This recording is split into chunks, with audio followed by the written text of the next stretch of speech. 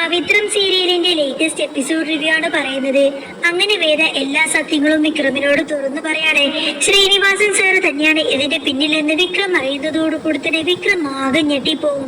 വിക്രമിന്റെ മനസ്സ് ഒരു കൊടുങ്കാറ്റിലകപ്പെട്ട തോണിയെ പോലെ ഉലയുന്നുണ്ടായിരുന്നു. താൻ ദൈവത്തെ പോലെ കണ്ടിരുന്ന, താൻ വഴികാട്ടിയായി കരുതിയിരുന്ന ശ്രീകാരം ശ്രീനിവാസനെ കുറിച്ചുള്ള വേദയുടെ വെളിപ്പെടുത്തലുകൾ വിക്രമിന് താങ്ങാവുന്നതിലും അപ്പുറമായിരുന്നു. വേദയുടെ കണ്ണുകളിൽ നിശ്ചയദാർഢ്യം ജ്വലിച്ചിരുന്നു. അവൾ വെറുതെ ആരോപണങ്ങൾ ഇങ്ങനെ ഉന്നയിക്കുകയായിരുന്നില്ല, മറിച്ച് അനിഷേധ്യമായ സത്യങ്ങളാണ് വിക്രമിന്റെ മുന്നിലേക്ക് ഓരോന്നോരോന്നായി നിരത്തി വെച്ചത്. വിക്രം, ഇനിയെങ്കിലും നിങ്ങളൊന്ന് കണ്ണു തുറന്ന് കാണണം.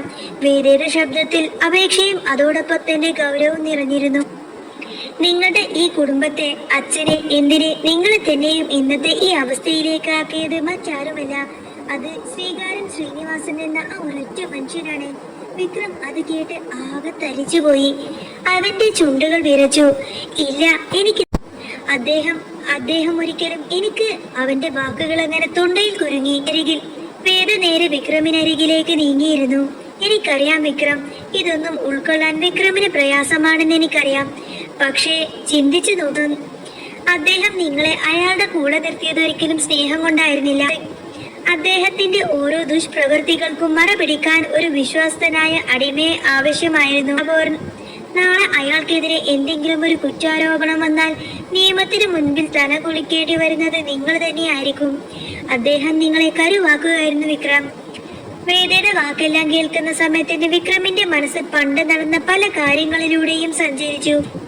ശ്രീനിവാസൻ സാർ പറഞ്ഞ ഓരോ വാക്കുകളും, ചെയ്യിപ്പിച്ച ഓരോ കാര്യങ്ങളും ഇപ്പോൾ മറ്റൊരർത്ഥത്തിൽ അവൻ കാണാൻ തുടങ്ങി.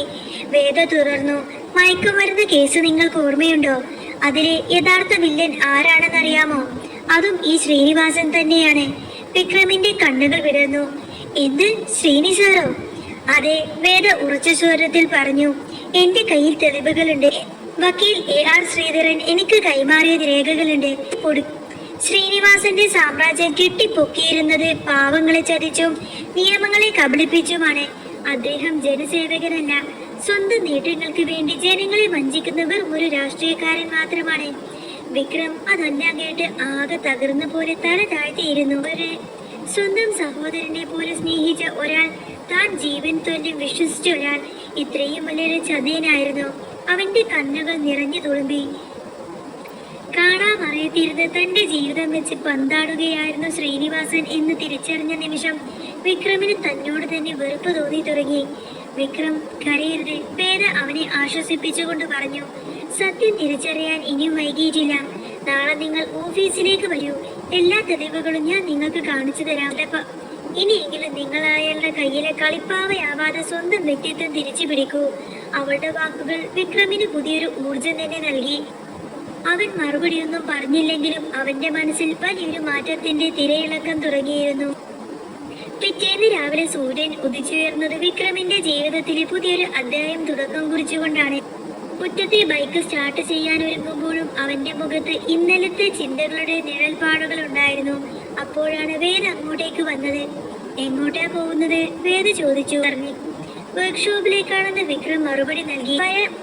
അവന്റെ ശബ്ദത്തിൽ പഴയ ഗൗരവമൊന്നുമില്ലായിരുന്നു. ഒരു മിനിറ്റ്, ഞാനും വരുന്നു, അവൾ ധൃതിയിൽ പറഞ്ഞു. എനിക്ക് ഓഫീസിലേക്ക് പോകണം, പക്ഷേ അതിനു മുൻപ് അത്യാവശ്യമായി കുറച്ച് സാധനങ്ങൾ വാങ്ങാനുണ്ട്. എന്നെ ആ ജംഗ്ഷൻ വരെ ഒന്ന് ഇറക്കിയാൽ മതി. വിക്രം അതിന് സമ്മതിച്ചു. അവൾ അകത്തേക്ക് ഓടിപ്പോയി ബാഗും ഷോളും എടുത്ത് തിരിച്ചുകൊണ്ട് വന്നു. ഇതെല്ലാം കണ്ട് വരാതിൽ നിൽക്കുന്ന നന്ദിനിയുടെ മുഖം ഇരുണ്ടു. എന്നാൽ കമലമ്മ അതെല്ലാം കണ്ട് മനസ്സിൽ സന്തോഷിച്ചിരുന്നു. എവിടെ പോവാ മക്കളെ? രാവിലെ തന്നെ കമലമ്മ സ്നേഹത്തോടെ ചോദിച്ചു.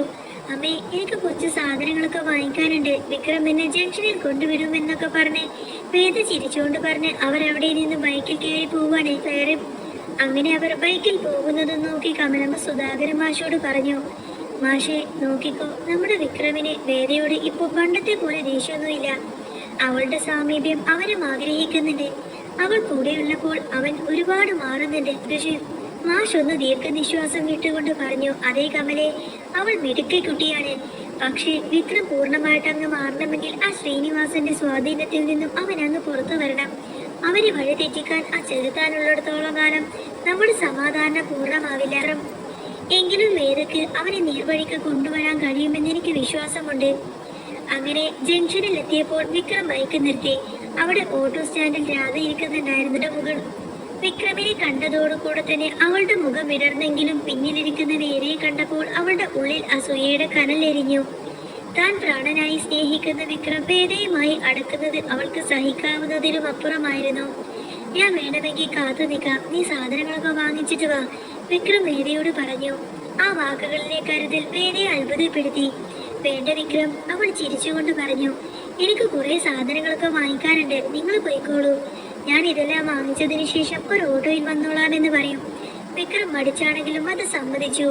അവൻ പോകുന്നതുവരെ വേദ അവനെ തന്നെ നോക്കി നിന്നു. അവൾ രാധയുടെ നോട്ടമൊന്നും തന്നെ അവൾ ശ്രദ്ധിച്ചതേയില്ല.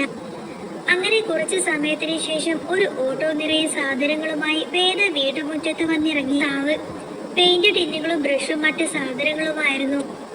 അത് കണ്ട് ശ്രീജയെടുത്ത് അത്ഭുതത്തോടെ അങ്ങോട്ടേക്ക് ചെന്നു. എന്താ വേദ ഇതില്ല, എന്തിനാ ഇത്രയും പെയിന്റൊക്കെ, ശ്രീജ ചോദിച്ചു. വേദയുടെ മുഖത്ത് ഒരു കള്ളച്ചിരി വിരിഞ്ഞു. ശ്രീജേച്ചി, ചേച്ചിയുടെ ബിസിനസ് തുടങ്ങാൻ നമുക്കൊരു ഓഫീസ് വേണ്ടേ? അതിനുവേണ്ടി ആ ചായ്പ് നമുക്കങ്ങ് വൃത്തിയാക്കിയെടുക്കാം. അതിനുള്ള സാധനങ്ങളൊക്കെയാണിത്. ശ്രീജയുടെ കണ്ണുകൾ വിടർന്നു. അയ്യോ വേദ, അത് വിക്രമിന്റെ പഴയ മുറിയല്ലേ? അച്ഛൻ അത് തുറക്കാനോ വൃത്തിയാക്കാനോ ഒന്നും സമ്മതിക്കില്ലെന്ന് നിനക്കറിയില്ലേ? അത് വലിയ പ്രശ്നമാവും. അന്നേരം വേദ ആത്മവിശ്വാസത്തോടെ പറയുന്നുണ്ട്, അതൊക്കെ ഞാൻ നോക്കിക്കോളാം ചേച്ചി. ചേച്ചിക്ക് ലോണ് ശരിയായില്ലേ? ഇനി പണികളൊക്കെ എത്രയും പെട്ടെന്ന് തന്നെ തുടങ്ങേണ്ടേ? സാധനങ്ങളൊക്കെ സൂക്ഷിക്കാനും മില്ലിന്റെ കാര്യങ്ങളൊക്കെ നോക്കാനും ഒക്കെയായി ഒരു സ്വസ്ഥമായ ഒരിടം വേണം. വീടിനുള്ളിൽ അതിനുള്ള സ്ഥലമൊന്നുമില്ല. ആ ചായ്പ് അവിടെ വെറുതെ പൊടി പിടിച്ച് കിടക്കയില്ലേ, നമുക്കതങ്ങോട്ട് വൃത്തിയാക്കിയെടുക്കാം. ഇത് കേട്ട് നന്ദിനിയും അങ്ങോട്ടേക്ക് വന്നു. അവളുടെ മുഖത്ത് പരിഹാസവും ദേഷ്യവും ഒരുപോലെ തന്നെ നിറഞ്ഞു നിന്നിരുന്നു. ഓ, അപ്പൊ പുതിയ പരിഷ്കാരങ്ങളൊക്കെ തുടങ്ങിയാണല്ലേ? ആ മുറി തുടരുതെന്ന് അച്ഛൻ കർശനമായി പറഞ്ഞിട്ടുള്ളതാണ്. വിക്രമിനെ പോലും അവിടെ ഒന്നും കയറ്റാറില്ല. പിന്നെയാണോ നീ? വെറുതെ അച്ഛനെ കൊണ്ട് ചീത്ത പറയിപ്പിക്കാനായി ഇങ്ങനെ ഓരോന്ന് ചെയ്തു കൂട്ടിക്കോളൂ. വേദ നന്ദിനിയെ ഗൗനിക്കാതെ ശ്രീജയോട് പറഞ്ഞു. ചേച്ചി ഇതൊന്നും കാര്യമാക്കണ്ട, നല്ലൊരു കാര്യത്തിന് വേണ്ടിയിട്ടല്ലേ. അച്ഛൻ എന്തായാലും സമ്മതിക്കും, നമുക്ക് തുടങ്ങാമെന്നൊക്കെ പറയും. ശ്രീജയ്ക്ക് പേടിയുണ്ടായിരുന്നുവെങ്കിൽ പോലും വേദയുടെ ആത്മവിശ്വാസം അവൾക്ക് ധൈര്യം നൽകി. വിശ്വനും അവരുടെ കൂടെ കൂടി. അങ്ങനെ 3 പേരും ചേർന്ന് ആ പഴയ മുറി വൃത്തിയാക്കാൻ തുടങ്ങി. ചിലന്തി വലകളും പൊടിയുമെല്ലാം അടിച്ചു കളഞ്ഞ് ആ മുറിക്ക് അവർ ഒരു ജീവൻ നൽകാൻ തുടങ്ങി. വേദയും കൂട്ടരും മുറി വൃത്തിയാക്കുന്നത് കണ്ട് നന്ദിനിയുടെ ഉള്ളിൽ പക നിറഞ്ഞു പൊന്തി. എങ്ങനെയെങ്കിലും വേദയെ അച്ഛന്റെ മുന്നിൽ കുറ്റക്കാരിയാക്കണം, അവളെ നാണം കെടുത്തണം. അവൾ നേരെ സുധാകരൻ മാഷിന്റെ അടുത്തേക്ക് ഓടി. മാഷ് പറമ്പിൽ നിൽക്കായിരുന്നു. അച്ഛാ നന്ദിനി കിതച്ചുകൊണ്ട് തന്നെ വിളിച്ചു. എന്താ നന്ദിനി, എന്താ കാര്യം? എന്തിനാ നീ ഇങ്ങോട്ടേക്ക് ഓടി വന്നത്? മാഷ് ചോദിച്ചു. അച്ഛാ, അവിടെ ആ വേദ കാണിക്കുന്ന ഓരോ പണി കണ്ടോ? അവൾ ആ ടൗണിൽ പോയിട്ട് പെയിന്റും സാധനങ്ങളൊക്കെ വാങ്ങിച്ചുകൊണ്ട് വന്നിട്ട് ആ ചായ്പൊക്കെ വൃത്തിയാക്കാണ്. അച്ഛൻ ആരോടും അങ്ങോട്ടേക്ക് കയറരുതെന്ന് പറഞ്ഞിട്ടുള്ളതല്ലേ? അവൾ അച്ഛന്റെ വാക്ക് ധിക്കരിച്ചിട്ടാണ് ഓരോന്നും ചെയ്തു കൂട്ടുന്നത്. അവള് കണ്ടില്ലേ, അച്ഛന്റെ വാക്കിനൊരു പുല്ല് വില പോലും കൽപ്പിക്കുന്നില്ല. അച്ഛനോട് യാതൊരു വിലയുമില്ലാഞ്ഞിട്ടല്ലേ അവൾ അങ്ങനെ ചെയ്യുന്നത് എന്നൊക്കെ പറയും. എന്നാൽ അത് കേട്ടതോടുകൂടി തന്നെ മാഷിന്റെ മുഖം ദേഷ്യം കൊണ്ട് ചുവന്നു. എന്ത്, അവൾ ആ മുറി തുറന്നോ? വിക്രമിനോട് പോലും ഞാൻ അത് ചെയ്യരുതെന്ന് പറഞ്ഞിട്ടുള്ളതാണല്ലോ. അതേ അച്ഛ, ഞാൻ അപ്പോഴേ അവളോട് പറഞ്ഞതാണ് അതൊന്നും അച്ഛൻ ഇഷ്ടപ്പെടില്ലെന്ന്. പക്ഷേ അവൾക്ക് അതൊന്നും തന്നെ വിഷയമല്ല. ഈ വീട്ടിൽ അവൾക്കാണ് അധികാരം എന്ന മട്ടിലാണ് അവളുടെ പെരുമാറ്റം. നന്ദിനി ഇരിതിയിൽ എണ്ണൊഴിക്കാൻ ശ്രമിച്ചുകൊണ്ട് തന്നെ പറഞ്ഞു. അതും കൂടെ കേട്ടതോടുകൂടി തന്നെ സുധാകരൻ മാഷിന് നല്ലങ്ങ് ദേഷ്യം വന്നു. മാഷ് വീടിന് നേരെ നടന്നു. നന്ദിനി ഉള്ളിൽ ചിരിക്കായിരുന്നു. ഇന്ന് വേദയുടെ കാര്യം ഒരു തീരുമാനമാവും. അച്ഛൻ ഇന്ന് അവളെ ഈ വീട്ടിൽ നിന്നും ഇറക്കി വിടാം എന്നൊക്കെ ചിന്തിച്ചുകൊണ്ട് തന്നെ നന്ദിനി ഭയങ്കര സന്തോഷത്തിൽ ഓരോ കാര്യങ്ങളൊക്കെ കണക്കൂട്ടാൻ തുടങ്ങി. മാഷ് എത്തുമ്പോൾ വേദയും ശ്രീജയും വിശ്വനും ചേർന്ന് മുറി വൃത്തിയാക്കുന്ന തിരക്കിലായിരുന്നു. മാഷിന്റെ ശബ്ദം അവിടെ മുഴങ്ങി. ആരാണ് ഇവരോട് ഇങ്ങനെയൊക്കെ ചെയ്യാൻ പറഞ്ഞത്? ആരാണ് ഈ മുറി തുറന്നത്? മാഷിന്റെ ചോദ്യം കേട്ടതോടുകൂടി തന്നെ എല്ലാവരും ഞെട്ടിത്തെറിച്ച് തിരിഞ്ഞു നോക്കി. ശ്രീജയെടുത്തി പേടിച്ചു വിറച്ചു നിന്നു. വിശ്വനാണെങ്കിൽ തല താഴ്ത്തി നിന്നു. പക്ഷേ വേദ ഭയപ്പെട്ടില്ല. അവൾ മാഷിന്റെ അടുത്തേക്ക് ചെന്നു. ഞാനാണ് അച്ഛാ, അവൾ ശാന്തമായി പറഞ്ഞു. ഞാനാണ് പെയിന്റ് വാങ്ങിച്ചത്, ഞാൻ തന്നെയാണ് ഈ മുറി തുറന്നത്. ഇതൊക്കെ ഒന്ന് വൃത്തിയാക്കാന്ന് വിചാരിച്ചു. എന്തിന്? മാഷ് ദേഷ്യപ്പെട്ട് ചോദിച്ചു. നിനക്കറിയില്ലേ ഈ മുറി ഇങ്ങനെ കിടക്കണമെന്ന് എന്റെ നിർബന്ധമാണെന്ന്? എന്റെ വാക്കിനെന്താ ഈ വീട്ടിലൊരു വിലയുമില്ലേ? മാഷിന്റെ ചോദ്യം കേട്ട് വേദ വിനയത്തോടെ മറുപടി നൽകി. അച്ഛൻ എന്നോട് ക്ഷമിക്കണം. അച്ഛനെ ധിക്കരിക്കാൻ വേണ്ടിയിട്ടൊന്നല്ല ഞാനിത് ചെയ്തത്. ഒരു നല്ല കാര്യത്തിന് വേണ്ടിയിട്ടാണ്. എന്ത് നല്ല കാര്യം? മാഷ് ചോദിച്ചു. അച്ഛാ, ശ്രീജേച്ചിക്ക് സ്വന്തമായിട്ടൊരു വരുമാനം ഉണ്ടാകണമെന്ന് നമ്മൾ എല്ലാവരും ആഗ്രഹിക്കുന്നില്ലേ? ചേച്ചിയുടെ ആ സംരംഭത്തിന് ലോണ് ശരിയായിട്ടുണ്ട്. ഇനി സാധനങ്ങളെല്ലാം തന്നെ സൂക്ഷിക്കാനും കച്ചവടം നടത്താനും ഒരിടം വേണം. വീടിനുള്ളിൽ അതിന് സൗകര്യമില്ല. ഈ മുറി വെറുതെ അങ്ങ് നശിച്ചു പോകുന്നതിനേക്കാൾ നല്ലതല്ലേ അത്? ശ്രീജേച്ചിയുടെ ജീവിതത്തിന് ഒരു വെളിച്ചമാവുകയാണെങ്കിൽ ചേച്ചി ഇവിടെ ഇരുന്ന് ജോലി ചെയ്യുമ്പോൾ അച്ഛനും അമ്മക്കും അത് കാണുമ്പോൾ സന്തോഷമേ ഉണ്ടാകുള്ളൂ. വേദയുടെ വാക്കുകളിൽ സത്യസന്ധത ഉണ്ടായിരുന്നു. മാഷ് ശ്രീജയുടെ മുഖത്തേക്ക് നോക്കി. അവളുടെ കണ്ണുകളിൽ പ്രതീക്ഷയും പേടിയും ഒരുപോലെ തന്നെ ഉണ്ടായിരുന്നു. പിന്നെ അദ്ദേഹം ആ മുറിയിലേക്ക് നോക്കി. പൊടി പിടിച്ച് കിടക്കുന്ന മുറിയെല്ലാം തന്നെ വൃത്തിയായി വരും. മാഷിന്റെ ദേഷ്യം പതുക്കെ അലിഞ്ഞുപോയി. വേദ പറഞ്ഞതിൽ കാര്യമുണ്ട്. പഴയ ഭാഷകൾക്കും ഓർമ്മകൾക്കും മുകളിൽ മക്കളുടെ